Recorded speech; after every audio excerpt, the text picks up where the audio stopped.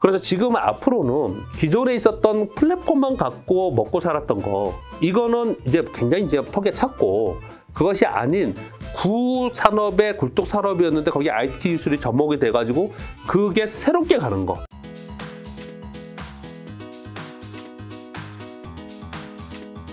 그러면 부장님께서는 지금 어쨌든 2,600, 2,800을 보고 계시니까 지금 이제 코스피 2,500 지금 중반, 후반대이면 어쨌든 뭐 지금 주식을 조금씩 담긴 해야 되는 타이밍인 거네요. 이제 그거는 이제 시차가 있지 않습니까? 네. 이런 거예요. 일단 가지고 있는 분들은 어떻게 해야 되냐라고 생각해 본다면 갖고 있어야죠. 네. 지금 팔 수는 없죠. 네, 지금 가지고 있어야죠. 다만 이제 이런 표현을 드립니다. 두 가지 측면을 말씀드릴게요. 하나는 내가 1억 원씩 투자하는데 그런 분들 너무 많아요. 1억 원씩 투자하는데 어떤 종목 200만 원씩 갖고 있어. 어떤 종목 300만 원씩 갖고 있어. 이런 거 있거든요. 많이 있죠. 이게 더블 가도 내 자산에 도움이 별로 안 돼요. 큰 뭐. 네, 네. 그런 것들을 이렇게 머리 아플 때는 빨리빨리 정리해야 됩니다. 네네. 선택과 집중이 있어야지 내 자산을 올릴 수가 있으니까. 네네. 첫 번째 그걸 해야 되는 거고요. 두 번째는 이렇게 반등을 줘. 그럼 반등을 주는 그 구간에서 올라갈 수 있는 걸 갖고 있어야 되잖아요. 네. 별로 그때 못 올라갈 종목을 갖고 있으면 안 되잖아요. 그렇죠. 그럼 그때 못 올라갈 종목부터 말씀드릴까요? 어떤 게 못 올라갈까요? 어떤 걸까요? 이번에 코로나 수혜주라고 했던 거, 네. 전쟁 수혜주라고 했던 거, 이런 거 있잖아요. 네네. 이런 것들은 지수가 올라간다는 거는 그게 해소되니까 올라가는 거잖아요. 네. 그러니까 걔네들은 오히려 떨어질 가능성이 더 높아요. 못 올라가거나. 이번 연초에 1분기에 가장 좋았던 섹터가 전쟁 수혜주였어요. 그 전쟁 수혜주들은 상대적으로 지금 많이 안 빠지고 했던 것들이 있었다면 걔네들은 정리하는 게 저는 맞다고 생각을 해요. 그리고 아까 말씀드린 대로 IT나 자동차나 이런 쪽이 오히려 더 비중을 실어서 가져가는 게 맞다고 저는 생각을 하고 있고요. 네. 이제 가지고 있는 사람 쪽에서 말씀을 드린 거고, 현금을 가지고 있다. 네. 그건 이제 시차가 있다고 제가 말씀을 드렸는데, 만약 현금 1억을 있는 분들이라면 예, 만약에 어떻게? 그렇게 본다면은 좀 전에 말씀드린 바와 같이 다시 한번 돌아갈게요. 우리가 지수가요. 네. 자, 여기서 가서 얘가 이걸 돌파하면서 막 갈 거냐, 이렇게 지금 보는 사람이 없지 않습니까? 잘 없어요. 사실 심리적으로 군중이 그렇게 보지 않는다는 게 쉽지 않을 가능성이 높다라는 거죠. 네네. 사실은. 근데 아마도 이쯤 가면은 막 이제 지금은 온갖 악재만 얘기하잖아요. 네. 이쯤 가면 호재성 얘기를 할 가능성이 되게 높아요. 시장에서는. 그런데도 아무튼 그때 이제 흔들리지 말아야겠죠. 이제 물론 뭐 우리 예상하고 틀리게 더 갈 수 있는 게 나타날 수도 있을 수도 있겠죠. 시장을 어떻게 알겠습니까? 네네. 그러나 전반적으로 봤을 때 지금 현재 그냥 우리가 합리적으로 객관적으로 봤을 때 네. 목표치가 여기다. 그러면 나는 여기서부터 만약에 반등에 성공한다면 여기까지만 바라보고 여기서 빨리 갈 수 있는 걸 해야 돼요. 이게 여기서 여기 가는 게 아니고 야, 이 주식은 뭐 대기업이고 좋은 주식이고 그러니까 이 주식은 여기서 사면은 올라는 가겠지. 안 되면 뭐 내후년 가져가야지. 이렇게 하면 안 돼요. 네네. 지금 만약에 들어가실 분은. 네. 지금 들어가실 분은 여기서 이렇게 올라오는 동안 곧바로 바로 튀어서 올라갈 수 있는 종목을 해야 된다는 거죠. 그리고 나올 생각을 해야 돼요. 그 나올 생각을. 그렇게 하실 분들은 하는 거고요. 그렇지 않을 분들은 아주 정말 내가 5년, 10년 가져갈 거야. 이번 이쯤 빠졌는데. 이런 표현을 좀 들어볼게요. 여기 지수가 3,000포인트 때 맨날 얘기한 게 뭡니까? 우리 김 작가님 방송 많이 하시니까 많은 사람들이 여기 와서 뭐라고 그랬습니까? 주식은 장기 투자해라. 좋은 주식은. 하는 게 아니다. 그랬죠. 마켓 타이밍. 3,300에서 그런 생각으로 주식을 샀는데 2,500에서 왜 못 삽니까? 지금은 더 좋은 기회인데요. 사실 너무 사기 좋은 때이죠. 그때보다는. 그렇죠. 네. 훨씬 왜냐하면 주식은 반토막 다 났어요. 네. 그때보다. 그러니까요. 그러면 사실은 그때 주식을 사가지고 들고 있을 마음으로 주식을 샀던 분은 지금은 당연히 들고 있어야 되고 당연히 사야 되는 거예요. 네. 그런 생각으로 투자했던 분은. 그러신 분들은 또 진입 가능하다고 생각합니다. 네. 근데 제가 말씀드린 대로 여기 들어가서 조기까지 나올 거야. 요 단기적으로 빨리 올라갈 수 있는 게 뭔가 열심히 찾아서 그런 거를 투자하시든지 네. 아니면 난 그냥 뭐 삼성전자 그때도 샀는데 지금 사갖고 나는 그냥 들고 갈 거야. 이 양극단이 아닌 시장이 반등을 준대. 그러면 반등을 노리고 요때 한번 들어가서 한번 해봐야지. 그래서 삼성전자로 할까? 뭐 대형주 아무거나 사서 그러면 반등 주면 얘들도 올라가겠지. 이런 거래를 하면 안 된다는 거죠. 그런 거래를 하면. 자, 그럼 코로나 수혜주나 전쟁 수혜주 얘기하셨는데, 예를 들면 전쟁 수혜주 측에서는 이제 러시아나 이제 우크라이나 보면서 세계화도 이제 사실은 다 좀 끝나가고 이런 것들에는 각 국구에서 이제 방산에 대한 이런 것들을 이제 투자든 뭐든 이제 하다 보니까 그런 쪽에 좀 더 관심을 가져야 될 수도 있는 거 아닌가요?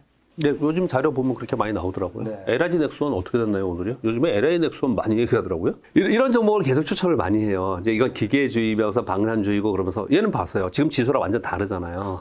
완전 다르게 움직이지 않습니까? 근데 이거 이유는 뭐냐면 전쟁이 끝나더라도 이제 국가 이기주의가 됐고 그래서 지금 말씀 주신 대로 방산주의 이제 국방비 더 늘릴 거고 특히 우리나라는 지금 오늘 이제 취임식하셨지만 이제 보수 쪽에 있어서 이제 북한과의 관계 뭐 이런 걸 얘기를 하면서 방산 쪽에 관심을 더 가져야 된다. 지금 새 정부의 수혜주다 이런 보고서들 많이 나오고 있거든요. 근데 지금 현재 얘가 좋으니까 그러는 거예요. 저는 항상 주식을 그렇게 보거든요. 주가가 좋기 때문에 거기에서 좋은 해석을 많이 하고 있는 거고요. 이게 꺾어서 추세적으로 내려오지 않습니까? 그럼 안 좋은 해석들이 막 나오고. 이제 그러면은 이제 전쟁 끝났어. 이제 그 시대는 지나갔어. 이럴 가능성이 굉장히 높아요. 그렇죠. 그러니까 그때 상황의 주가에 따라서 그게 나온다는 걸 항상 생각하면서 한 번쯤은 더 생각해 봐야 되거든요. 저는 그래서 얘가 정말 이익이 계속 늘면서 지금 이 정도의 가치를 반영하면서 아직 텀이 많이 남아있다. 그럼 모르겠어요. 이거 한번 볼 거예요. 그냥 한번 볼까요? LH 넥스원에 이게 지금 시가총액 1조 8천억 정도 되네요. 1조 8천억에 뭐 수급 다 좋고 그리고 뭐 이슈 지금 현재 돼 있는 상태고요. 이익은 보면 한 200억, 300억씩 나서 연간으로 보면은 한 1조 2천억 정도 순이익, 1조 6천억, 한 2천억 정도, 1,600억, 2천억 정도는 안 해요. 그럼 그냥 얘는 제가 보기에는 지금 가격이 그냥 합리적인 가격이에요. 이제 합리적인 가격. 여기서 더 올라가는 건 오버슈팅이지 않을까. 저는 그냥 판단이 그렇게 됩니다, 사실. 지금 봐서는요. 그러니까 지금 전쟁 관련해가지고 내가 다른 거를 뭘 팔고 다시 산다라고 한다면, 기왕이면 그때 수혜주라서 많이 올랐던 게 있다면, 그런 것들을 정리해서 다음 걸 사는 게 맞지 않나라고 생각을 하고 있는 거고요. 그게 뭐 자신이 없다 그러면 그냥 이걸 들고 가는 거고요. 왜냐하면 전쟁이 또 어떻게 될지 모르고 맨날 뭐 핵전쟁 어쩌고 얘기를 하니까 그러면 아직 괜찮겠지. 뭐 이거는 기다리고 있을 수 있다는 거죠. 다만 이런 걸 해야겠죠. 이렇게 지금 거래량도 없고 잘 안 빠지고 있지 않습니까? 그런데 이게 거래량을 실으면서 이렇게 팍 빠지잖아요. 이런 일이 벌어지잖아요. 근데 그때는 팔아줘야죠. 그때는. 그러니까 매도를, 이게 매도의 신호, 매매의 신호 제가 말씀드리는 그런 건데, 그런 게 나타나면 팔아주는 게 어떤가 생각을 하는데, 사실 이런 거는 걱정을 별로 안 들 것 같아요. 아직 뭐 이익권이 있으니까 신고가잖아요, 이건요. 이런 게 걱정이 아니고요. 뭘 이제 가장 큰 걱정이냐면, 실전 투자에서 여러분들 모두 다 걱정을 하시는 게, 삼성전자도 삼성전자지만, 이런 걸 걱정하는 거예요. 이걸 어떻게 할 거냐. 이런 걸 걱정하는 거예요. 어떻게 됩니까? 가까워질지. 이거를 지금 어떻게 해야 될까? 이런 걱정을 하는 거예요. 근데 사실 카카오는 대답하기가 조금 힘듭니다. 만약에 카카오가 아니고 독점적 플랫폼이 없는 플랫폼 회사는 팔아야 된다고 봅니다. 왜냐하면 그게 바로 팬데믹 수혜주였기 때문에. 미국의 지수들을 잘 보면요. 요번에 폭락을 시킨 거는 잘 보세요. 페이스북, 그랬죠? 넷플릭스. 그리고 넷플릭스. 얘네들이 급락했잖아요. 그리고 뭐 쇼피파이. 얘네들이 다 팬데믹 이 플랫폼 회사들이에요. 팬데믹 수혜주들. 얘네들이 빠진 거거든요. 엔비디아는 근데 요즘에 왜 많이 빠졌을까요? 걔는 팬데믹과 상관없잖아요. GPU니까요. 근데 왜 그랬냐? 걔는 메타버스랑 GPU가 판매가 이제 줄어들 거라는 거예요. 왜? 게임주가 대표적인 팬데믹 수혜주였거든요. 그리고 GPU가 들어간 게 개인 PC나 노트북에 많이 들어간 거거든요. 근데 이게 판매가 줄어든다는 거예요. 그러니까 걔가 빠진 거거든요. 그래서 엔비디아도 팬데믹 수혜주였다라고 분류가 돼서 많이 빠지고 있는 거예요. 즉, 팬데믹 수혜주인데 아주 독점적 지위가 없었던 것들은 완전히 박살이 나고 있는 거고요. 지금 미국에 그 팬데믹 수혜주들하고 밈 주식들이 있었잖아요. 걔네들은 마이너스 80% 기본입니다, 걔는. 우리나라에도 NFT 관련주들 있죠. 얘네들 마이너스 70%, 80% 났어요. 얘네들은 이제 좀 당분간 어려운 거고요. 근데 카카오를 띄워놓고 왜 그 말씀을 드리냐면, 카카오는 독점적 지위를 갖고 있잖아요. 그렇죠. 확실하죠. 네이버도 그렇고. 그러니까 걔하고 비교를 하면 좀 안 돼요. 걔들보다 나을 거라고 생각해요. 그러니까 얘는 버릴 수는 없어. 버릴 수는 없어. 그러나 사야 되느냐? 얘는 지금 때가 아니다. 사야 될 때는 아니다. 아직은 아니다. 그 정도 생각을 하고 있습니다. 바닥이 확인 안 돼서 그런 건가요? 자기 차례가 아닌 거죠. 이따가 뭐 종목이나 섹터 또 질문하실지 모르겠지만은, 지금 바로 카카오랑 네이버 섹터 좀 점검 좀 하면. 그래서 지금 말씀드린 이런 거예요. 그러니까 어떤 거냐면은, 제가 우리 김 작가님하고 요 방송도 한번 한 것 같은데, 이걸 한번 말씀드려볼게요. 시장이 힘드니까요. 시장이 힘들 때는 오히려 그냥 한 발짝 좀 이렇게 쭉 멀리서 시장을 전체적으로 보고 나는 어떤 흐름에서 어떤 거래를 할까, 이렇게 한번 생각해 보면은 머릿속에 정리가 좀 됩니다. 어떤 분들은 그걸 보고 저한테 뭐, 희망회로, 위로 뭐 이렇게 표현하시는데 그런 건 아니고요. 시장이 전체적으로 제가 항상 요거 표를 볼 때 1996년부터 이렇게 보여드리거든요. 1996년부터 보여드리는 이유는 외환위기 마전부터 설명을 드리기 위해도 있지만 제가 1990년 1월 3일 날 증권회사 입사해서 사령장을 받았어요. 이 뒤는 모르겠고 그냥 이론적인 거고 요거는 제가 시장에 있었으니까 요거 설명을 드리는 거거든요. 보세요. IMF 외환위기 맞았습니다. 위기부터 말씀드릴게요. 위기부터. 그 다음에 IT 버블 붕괴 있었습니다. 그 다음에 부동산발 미국의 위기가 있었습니다. 요 중간에 한 번 있었는데 이게 뭐냐면 남유럽 피그스 국가의 디폴트가 있었어요. 요게 있었어요. 그 다음에 팬데믹이 있었고 지금은 팬데믹의 버블 붕괴가 나타나고 있는 거거든요. 잘 보시면요. 항상 위기는 새로운 게 나왔어요. 똑같은 게 있지 않았습니다. 그리고 대륙도 바뀌어가면서 있었습니다. 아시아에 있다가 그러다가 미국에 있다가 유럽에 있다가 그래서 다음에는 아마 나온다면은 채권 시장에 중국발이 되지 않을까 또는 뭐 일본이 되지 않을까 이런 얘기들을 지금 한 게 아니고 옛날부터 한 10년 동안 그 얘기를 했어요. 근데 그런 일이 벌어지지 않았죠. 생뚱맞게 팬데믹이 있었죠. 그런 일이 벌어지지는 않았어요. 그런데 이런 위기가 발생이 되면 위기를 극복하기 위한 정책이 바뀝니다. 어떤 정책이 바뀌었냐면은 외환위기 끝나고 나서는 IT 버블을 만들었어요. 제가 여기다 보이게 그렇게 크게요. 버블 붕괴됐습니다. 버블을 만들었고 붕괴가 됐어요. 그리고 나서 그 다음에 오를 때는 제조업의 부흥이 생겼어요. 이때 현대중공업, LG와 이런 10배 갔을 때예요. 중국발 제조업 부흥, 전 세계가 제조업을 부흥시켰어요. 요거는 인터넷이 개화하던 시기입니다. 기억나실지 모르지만 그때 하이텔하고 막 이랬을 때 새로운 기술 나오고 막 이랬을 때예요. 예, 다음 처음에 나오고 그럴 때요. 요때가 그 시기고요. 그 다음에 제조업이 부흥했던 시기예요. 그러고 나서 글로벌 금융위기를 맞았습니다.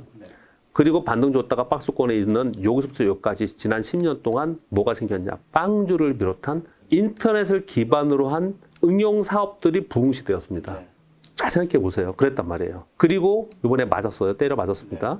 그리고 나서 팬데믹 버블 생기고 나서 이제 여기서 다시 반등을 주겠죠. 세상이 망할 것처럼 막 맨날 경기 침체된다고 그러고 주식시장 망한다고 그러고 다 망할 것 같이 그러지만 여러분 미국이 디폴트 되는 리먼이 디폴트 되고 국가가 디폴트 돼도 이렇게 왔어요. 결국은 우상해야 한다. 예, 결국은 왔습니다. 이것도 갈 거예요, 다시. 근데 중요한 건 뭐냐면 지금 우리는 힘들어요. 여기서 다시 갈 건데 지금 내가 지금 그 말씀 나누고 있는 거잖아요. 자, 시주가 빠지고 힘들더라도 내가 지금 들고서 한 몇 년만 지나면 다시 또 우상해서 여기까지 또 가겠네? 갈 겁니다. 뭘 들고 갈 거냐는 거예요. 뭘 들고 갈 거냐. 과거에 있는 거하고 똑같이 가지 않는다는 거거든요. 그렇게 생각해 봤을 때 인터넷 시대가 있었기 때문에 IT 버블이 있었고 붕괴가 있었기 때문에 인터넷 부흥 시대가 있었거든요. 근데 이번 팬데믹이 끝나고 나서 인터넷의 부흥 시대가 끝난 거 거의 보이잖아요. 페이스북이나 이런 거 보면은 이제 그거 갖고는 얘네들이 한계에 찬 거예요. 이 얘기 지난번에도 와서 말씀드린 것 같은데 애플이 맥북으로 시작을 해서 아이폰으로 지난 10년간을 대세 흐름을 가졌지 않습니까? 근데 지금 뭐 한다 그래요? 애플카 한다 그러잖아요. 그렇죠. 왜냐면 이제 그걸 한계에 다다랐기 때문에 그러는 거예요. 새로운 걸 한다고요. 왜 페이스북은 메타라고 이름을 바꿨을까요? 이제 그건 안 되기 때문에 그러는 거예요. 새로운 걸 하는 거라고요. 인텔은 모빌아이를 통해서 자율주행차를 한다고 하지 않습니까? 새로운 걸로 분명히 바뀔 거라고요. 그러니까 기존에 있는 인터넷을 이용한 IT라고 하는 그 정보통신 기술이라고 하죠. 정보통신 기술로 응용해서 있었던 산업이 이제 목에 찼고 이제 그게 요번 팬데믹으로 해서 이제 끝나버리고 그리고 그 다음에는 그것을 인용한 다른 것들로 갈 거라는 거예요. 한 축에서는 또 그렇게 볼 수 있고요. 또 한 축에서는 가만히 우리 사람들이 하는 짓이라서 위기가 발생하고 그 다음에 산업을 어딘가 이렇게 막 이렇게 부흥 정책을 쓰고 막 그러잖아요. 우리 가만히 봤더니 IT 한번 하다가 성장주 한번 하다가 제조업 한번 하고 그 다음에 성장주 하다가 제조업하고 뭐 이런 식으로 핑퐁으로 가더라는 거예요. 요즘 가만히 보세요. 우크라이나 전쟁 때문에 그렇긴 하지만 전부 다들 한동안 4차 산업 얘기하다가 요즘엔 다 뭐라 그래요? 요즘에 굴뚝 산업 얘기 막 하잖아요. 제조업 중심 막 이 얘기 막 하잖아요. 지금요. 그러면 제조업으로 가나? 이렇게 생각해 볼 수 있잖아요. 그러면 어느 정도 제가 뭐 그 정도의 뭐 석학도 아니고 뛰어난 사람이 아니니까 제 생각은 이게 전부 다 단절돼서 가는 건 아니거든요. 이때 기술이 있었으니까 그 다음 시대가 있었던 거고 이 기술이 있었으니까 그 다음 시대가 있는 거고 이렇게 생각을 하거든요. 그러면 이제는 IT 기술로 인한 IT의 응용 사업이 있었는데 IT 응용 사업과 제조업이 결합된 게 그 다음 시대가 아닐까라고 생각을 저는 합니다. 이 얘기를 계속 다니면서 지금 몇 개월째 하고 있는데요. 네. 그게 뭔가 생각을 해보면 예를 들어 이런 거죠. 자동차인데 전기차였어요. 네. 전기차는 이제 왔지 않습니까? 근데 거기에 인터넷 기반의 통신 기술, IT 기술하고 자동차하고 합쳐지면 뭐예요? 자율주행? 자율주행 전기차입니다, 그게. 네. 그래서 자율주행 전기차 계속 얘기하는 거고, 오늘 지금 취임사 하고 계시지만 현 정부에서도 핵심 동력 사업으로 자율주행 전기차, 미래차를 하겠다고 지금 얘기를 하고 있는 거예요. 이래서 조선, 과거의 조선? 친환경 조선? 이거 많이 우려 먹었습니다. 뭐 할 것 같아요? 전기로 가는 전기배, 전기조선. 그렇게 가겠죠. 그러니까 제조업하고 같이 가는 IT 기술하고 연결된 것들이 갈 가능성이 굉장히 높다라는 거죠. 그래서 지금 앞으로는 기존에 있었던 플랫폼만 갖고 먹고 살았던 거, 이거는 이제 굉장히 이제 턱에 찼고, 그것이 아닌 구산업의 굴뚝산업이었는데 거기에 IT 기술이 접목이 돼가지고 그게 새롭게 가는 거. 이걸 계속 생각을 하면서 거기에 맞는 쪽으로 어떤 기업이 어떤 섹터가 움직이는가를 보고 그런 기업들을 내가 가지고 있다면 네. 시장이 여기서 2,400 간다? 너무 그렇게 힘들어하지 마시고 결국은 다 올라갑니다. 제가 경험적으로 보면요. 예전에 10,000원에 샀다가 8,000원에 팔았는데 어느 날 봤더니 6만 원이고 예전에 제가 삼성전자 액면 분할 하기 전에 네. 삼성전자가 신고가 내면서 100만 원을 탁 찍고 올라가길래 101만 원에 삼성전자를 101만 원 좀 됐을 거예요. 삼성전자를 진짜 그때 꽤 많이 샀어요. 꽤 많이 샀는데 한 분이 좀 과외 고객분이 계셔서 샀는데 그게 96만 원, 94만 원까지 내려왔었어요. 네. 그게 그리고 나서 100만 원을 한동안 못 올랐습니다. 그 몇 개월 동안 굉장히 시달렸습니다. 굉장히 힘들었어요. 네. 그걸 100만 원에 사가지고 물려가지고 오랫동안 힘들었다고. 지금 삼성전자 얼마입니까? 지금 삼성전자가 엄청나게 빠졌지 않습니까? 네. 근데 이거 50분의 1 액면분 하는 거잖아요. 그렇죠. 7만 원을 치면 7호 350만 원이잖아요. 네. 근데 그걸 100만 원에 사가지고 그 고생을 하고 그랬다니까요? 그렇게 힘든 시절을 보냈었어요. 네. 그런 주식을 들고 있으면 네. 괜찮다는 거죠. 지금 시장이 뭐 양적 긴축하고 경기 침체 와가지고 지수가 2,400 가느니 이걸 너무 그렇게 생각하지 마시고요. 제가 기술적 분석을 하고 매매 기술을 책을 쓴 사람이지만 네. 매매 기술에서 타이밍을 잡는다는 것을 맨 단기로 오늘 여기서 매수고 여기서 매도고 이렇게 하라는 게 아니고요. 네. 전체적인 흐름에서도 타이밍이 분명히 있는 거예요. 주가라는 게 한 개 기업에 쭉 많이 빠졌다가도 또 터닝해서 올라가고 이런 것들이 있는 거거든요. 그런 의미에서 본다면은 지금 말씀드린 그렇게 움직이는 이익의 증가가 일어나는 섹터를 바라보고서 거래를 한다면은 네. 지금 여기 너무 힘들어하지 마시고요. 그냥 두시고요. 그냥 자기 원래 하던 생업 하시면 네. 좋은 결과 나올 겁니다. 저는 제가 경험상 볼 때 꼭 그랬습니다. 자, 그러면 이제 부장님이 얘기해 주신 두 가지를 좀 점검하면 어쨌든 2,600에서 2,800, 이제 800가 올라간다면 예. 거기서 가장 빠르게 오를 수 있는 종목을 사는 게 중요하다고 하셨잖아요. 예. 단기적으로는. 예. 그건 그럼 어디인 거죠? 그렇죠. 아까 그 말씀 안 됐죠. 아닌 것만 얘기하고요. 네. 아닌 것만 얘기하고 그랬는데 일단 저는 외국인들이 들어오면 뭐부터 살 거냐? 네. 삼성전자, 삼성전기 살 거기 때문에. 삼성전자, 삼성전기도요? 예, 삼성전기. 얘는 이제 IT 살 거기 때문에 L전자, 현대차, 기아차 살 거기 때문에 IT 전기전자와 자동차는 가지고 있어야 되고요. 네. 사야 되고. 근데 이런 비교를 하잖아요. 그래서 삼성전자가 내가 두 개를 많이 갖고 있다. 삼성전자를 많이 갖고 있어요. 삼성전자가 지금 65,000원인데 만일 그렇게 됐으면 좋겠는데 지금 힘이 장도 빠지는데 왜 그런 얘기 하냐 그럴지 모르겠지만 그냥 가능성은 저는 높다고 생각합니다. 만약에 올라온다. 어디쯤까지 갈까요? 이게요. 그런데 이거 실점에서 우리가 고민하는 걸 말씀드리는 거예요. 여기까지? 2,800이면 한 7만 원일 것 같고요. 7만 원, 7만 2천 원? 여기 요 정도로 찍을게요. 그럼 지금 6만 여기니까 여기서 따져보면은 6만 6천 원 정도라고 치고요. 그러면 7만 2천 원이면 4천 원. 그럼 얼마예요? 4천, 6천 원, 10% 정도잖아요. 그러니까 얘는 올라가면은 지금 외국인들 들어와서 지수가 2,800 간다. 그러면은 얘는 한 10% 오르겠구나. 이렇게 생각하는 거예요. 그런데 만약에 삼성전자가 오르면 또 따라 올라가는 애들이 있어요. 물론 삼성전기도 그렇지만 삼성전기도 한번 비교해 볼까요? 삼성전기는 그렇게 되면은 지금 여기 있는데 어느 정도 올라갈까? 그러면은 얘는 한 여기 정도 만약에 17만 5천 원 본다. 그럼 여기 몇 %냐? 요거 따지는 거거든요. 개별 종목을 중소형주를 하는 사람들은 이것 때문에 중소형주를 하는 거예요. 조금 더 변동성이 크지만 예를 들어서 주성엔지니어를 만약에 했다. 주성엔지니어를 했다. 그냥 생각나서 얘기하는 거예요. 추천이나 이런 건 아니고. 얘는 지금 21,000원 오늘 좀 플러스 났네. 얘는 21,000원이에요. 21,000원인데 얘는 아까하고 비교를 해봤을 때 얘는 2월달, 3월달에는 28,000원이었어요. 거기까지 안 간다 하더라도 뭐 그 밑에서 내가 팔겠다 해서 25,000원에 팔겠다. 4,000원이잖아요. 그럼 얘는 20%잖아요. 이렇게 생각을 해야 된다는 얘기를 말씀을 드리는 거예요. 첫 번째는 그렇게 말씀을 드리고 싶고요. 그러니까 대형주가 움직일 거를 하시든지 외국인들이 들어오면 반드시 올라갈 거, 그거와 후방에 있는 것 중에 탄력이 좋은 거, 요걸 선택하는 방법이 하나가 있고요. 또 하나의 방법은요, 우하향하면서 계속 내려가는 종목 있죠. 그동안에 왜 많이 빠진 종목이 뭐 올라갈 때 빨리 올라갈 수 있을 거다, 뭐 이렇게 생각하시잖아요, 여러분들이요. 그래서 아까 보였던 카카오니 뭐 이런 것들, 그리고 뭐 자이언트스텝 뭐 이런 것도 엄청 인기가 좋았잖아요, 시장에서. 그 대표적인 VR, AR의 뭐 NFT의 대표 종목이래. 얘 86,000원에서 26,000원 왔어요. 물론 저도 많이 얘기했던 그런 종목이고 기술력 있는 기업이라고 했단 말이에요. 지금 여기 와 있단 말이에요. 여기에 반등을 주면 26,000원에서 얘는 여기까지 조금만 가가지고 여기 4만 원만 돼도 몇 퍼센트예요? 50%가 넘네? 그럼 나 요거 사야지? 이건 안 된다는 거예요. 이건요. 이건 왜 안 돼요? 아까 말씀드렸지만 일단 이건 차트만 말씀을 드리는 거고요. 섹터가 중요한 거예요. 그래서 계속 그 말씀을 드리잖아요. 올라갈 수 있는 섹터, 지금의 환경에서 올라갈 수 있는 섹터냐 아니냐를 제 첫 번째 봐야 되고, 외국인들이 만약에 들어와서 반등을 한다면 반등을 할 수 있는 섹터냐 이걸 먼저 봐야 되는 거고, 그 섹터 안에서 어떤 게 탄력이 더 있느냐를 찾는 거거든요. 이거보다도 어떤 걸 해야 되냐면요. 제가 사실 적어오지는 않았는데 제가 최근에 본 종목들 중에서 이렇게 추천 아닙니다, 여러분. 추천 아닙니다. 맨날 걱정이 돼요. 그런 거 아니고요.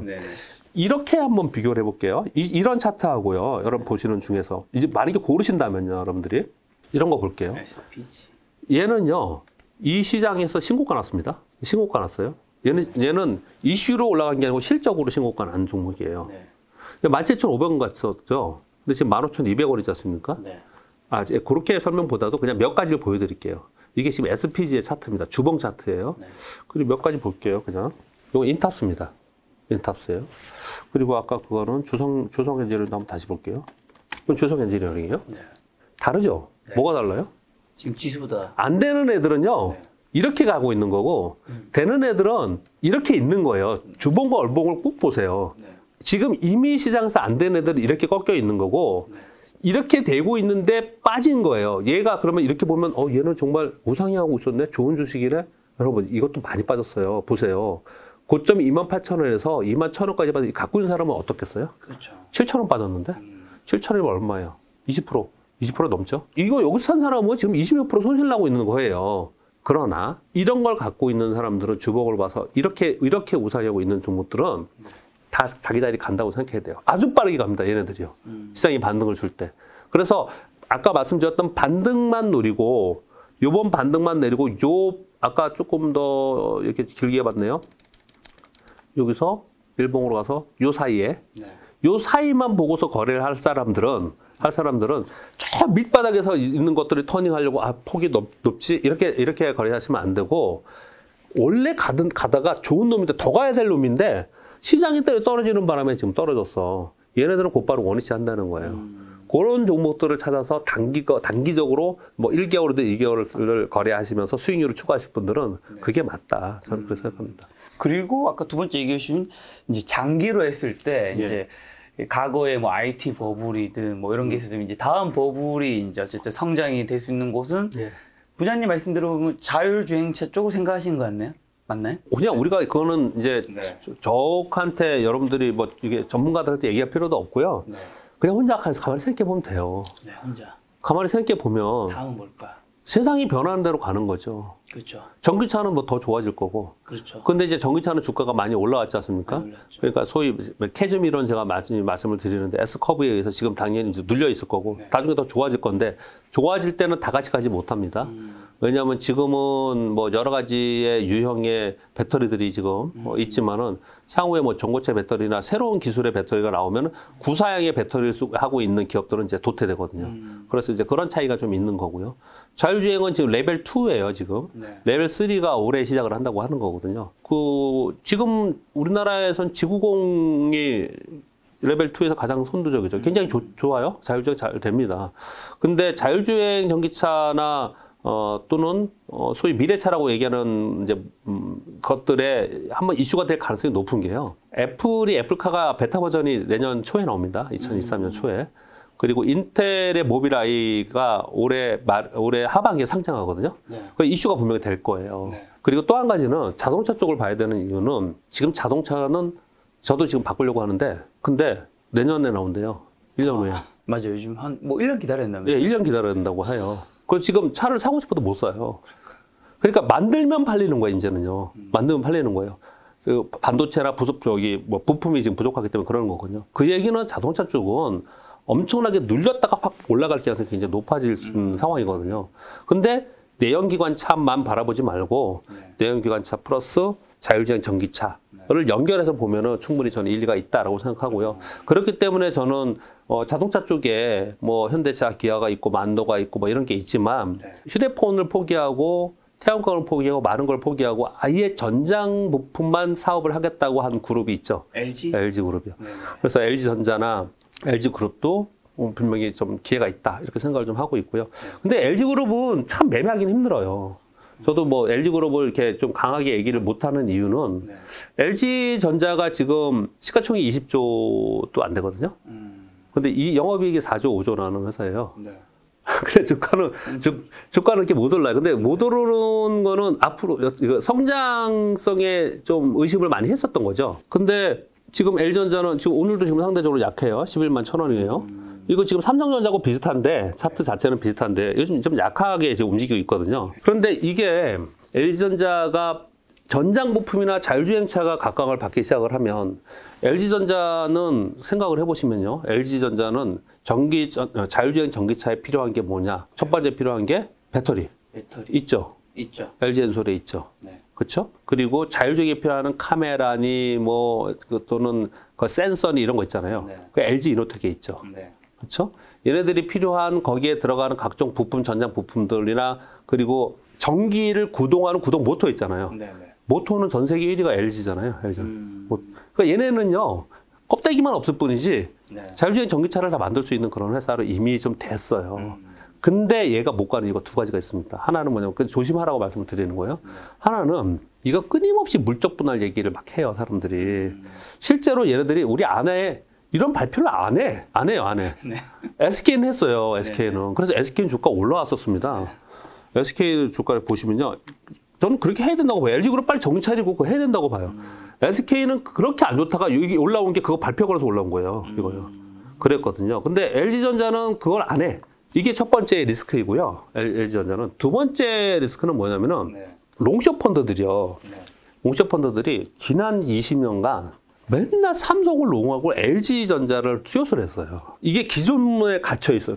이게 정말 세대가 바뀌어서 요즘 세대들은 어떻게 생각할지 모르겠는데 왜냐면 LG전자는 맨날 만년 2등이었거든요. 그래서 삼성하고 LG를 같이 사질 않아. 한쪽에 롱을 하면 삼성전자가 좋아지면 얘는 상대적으로 좀 안 좋아지는 상황이 많이 벌어졌어요. 그래서 주가가 얘는 상당히 못 올랐어요. 그런데 얘가 그나마 한번 이렇게 요즘에 이렇게 부각이 됐던 거는 얼마 전에도 한번 부각이 되고 이랬던 거는 애플가 때문에 그래요. 애플가 납품 가능성이 있기 때문에 이제 그런 얘기들을 하는 거거든요. 그러니까 이 L전자를 설명드린 건 아니고요.